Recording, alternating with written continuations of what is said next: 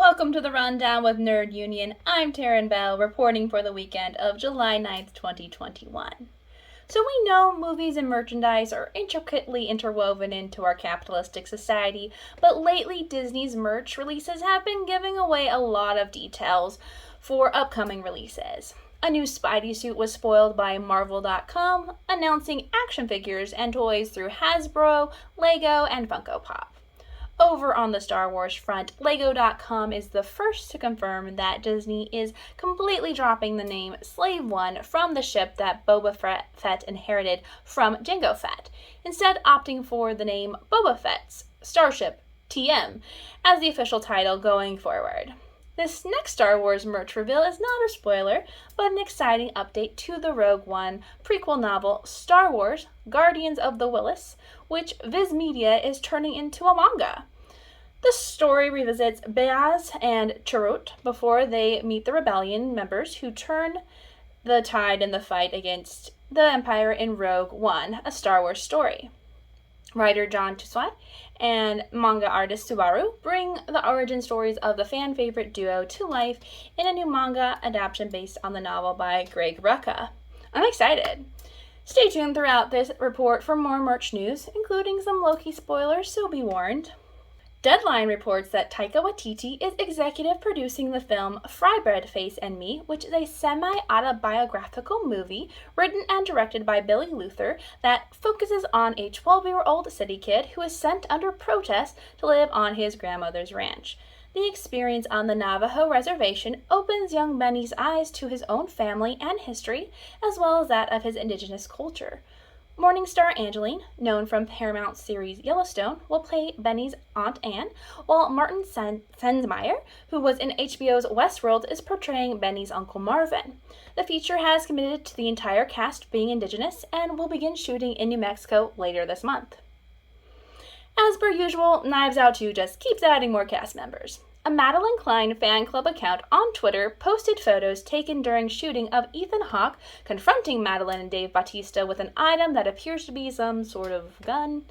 Meanwhile, over on Instagram, actor Noah Sagan posted a photo he took that appears to be director Rian Johnson, while adding the caption, "It's a real mystery, folks," hinting that their longtime career collaboration is continuing into the sequel film, since Sagan portrayed a member of the team trying to solve the mystery in the first film.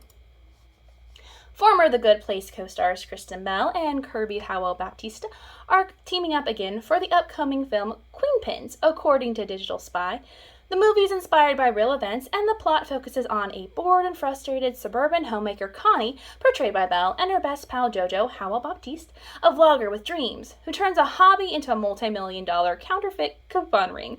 After firing off a letter to the conglomerate behind the box of cereal gone stale and receiving an apology along with dozens of freebies, the duo hatched an illegal coupon club scheme that scams millions from mega corporations and delivers deals to legions of fellow coupon clippers. Comedic actors Joel McHale, Vince Vaughn, and Paul Walter Hauser will also co-star.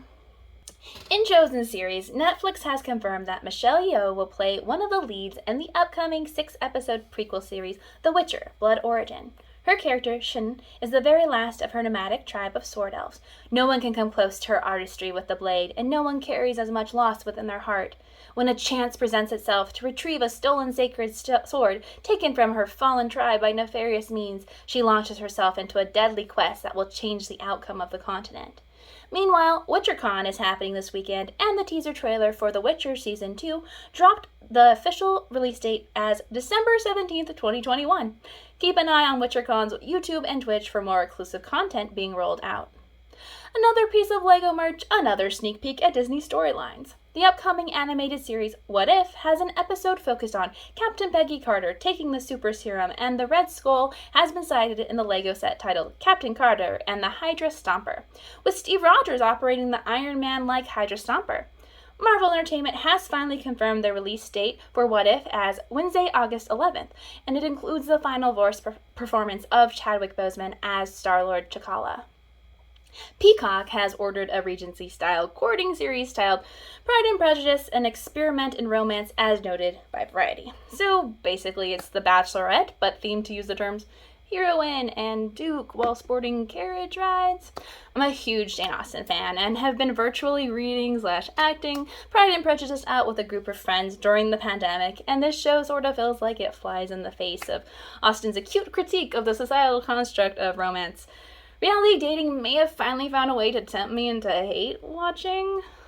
In actor news, on Instagram, Emma Corrin, most recently seen as Princess Diana in The Crown, has updated their pronouns to she, they, and made a post describing their journey in proper binding while advocating for safe binding practices, like the products offered from the LGBT plus run company GC2B. Just a reminder that queer pride exists all year long, not only in June. In social platforms, Instagram is testing out a new sticker that will allow any user to share links in the Stories function. Until now, linking in Stories has been limited to verified accounts or those who have a minimum of 10,000 followers. The Verge spoke with Instagram's head of product, Vishal Shah, who relates that the test is small, it's mostly to learn how people might take advantage of links, watching for the types of links people post while keeping a particular eye on misinformation and spam. Zoom has acquired a German startup company known as KITES GmbH, which is dedicated to developing real-time machine translation, or MT, solutions. The goal is to move past language barriers and offer seamless interactions across limitations that arise for people who speak different languages from each other. Sounds pretty cool. On the theme park front, Walt Disney World has updated its standard ladies and gentlemen, boys and girls fireworks intro to be "Good evening, dreamers of all ages." According to WDWNT.com, Tokyo Disney actually implemented similar changes earlier in 2021.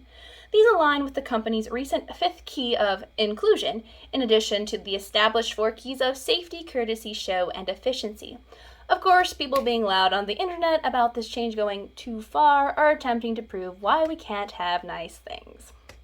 In conventions, Deadline has exclusively revealed that Disney's Marvel Studios and Warner Bros. DC Films will be skipping this year's virtual San Diego Comic-Con at home. Disney has been using its investor days for big reveals, while Warner Bros. Has turned its focus to their DC Fandom event. However, Warner Bros. TV will have panels during San Diego Comic-Con at home, which takes place July 23rd through 25th. The in-person, live San Diego Comic-Con is slated to be held November 26th through 28th, so we'll see how that shakes out. In merch, apparently I'm a sucker for small, adorable green anthropomorphic characters on Disney Plus when it comes to merchandise. The Nerdist exclusively announced that Insight Editions is releasing Star Wars: The Tiny Book of Grogu on October 19th, 2021, measuring 1.34 inches by 1.73 inches. The book is truly tiny and will fit in your hand. It's so small. And my new favorite, he is green, isn't he? Alligator Loki will be having some dedicated merch coming out soon, including his own Funko Pop with his jaunty Loki horns. Take a gander at this variant alligator over at Marvel.com. Finally, content warning for predatory purity culture. TLC has canceled Counting On, the most recent show about the Duggar family, acting as a reboot of the show 19 Kids and Counting, which ran from 2008 to 2015. Spinoff was created amid the molestation controversy surrounding Jim Bob and Michelle Duggar's eldest son, Josh Duggar. As someone who has escaped the indoctrination of purity culture, which pushes courtship as the way to achieve the perfect romantic pairing, I'm beyond enraged at the lengths people are going to vindicate a predator and the parents who raised him.